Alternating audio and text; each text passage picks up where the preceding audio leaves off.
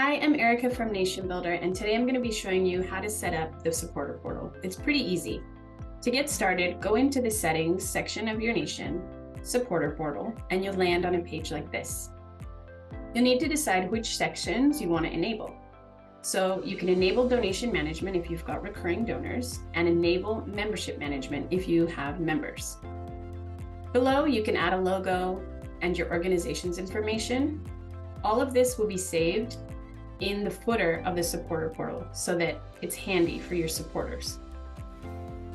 By activating these sections, donation management and membership management settings have now appeared. So let's see what's in donation management. Here, you can decide whether a donor can cancel their donation or not, change a donation amount. It's even got some handy little presets there. And below, you can enable the notification emails. So enabling this email will send a payment reminder to your supporters. Just like that. You can edit these, make them look and feel like your brand. And this one's pretty handy because it's a failed donation notice. And so this is going to draw your donors back to update their payment methods. And that could help you retain some donations.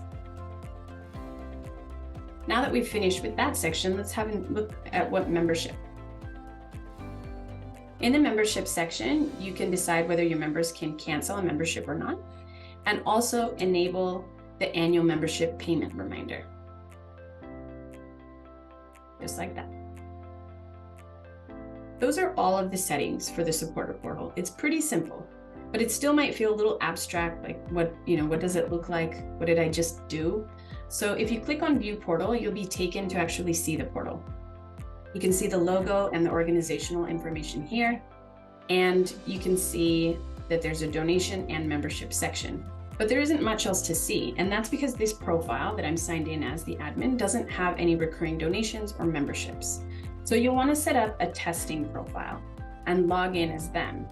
I've done just that. This is Fred's profile, and he's going to go to his donation section.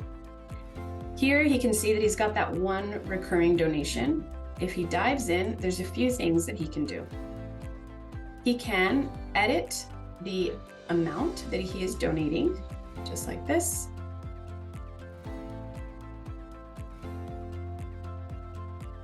He can also cancel this recurring donation. And finally, he's going to be able to edit his credit card information. If, maybe he has a credit card stolen and he's got a new one. He's received that failed payment notification, and now he's just going to come in here, update this, and away he goes. His donations are going to continue processing. Perfect.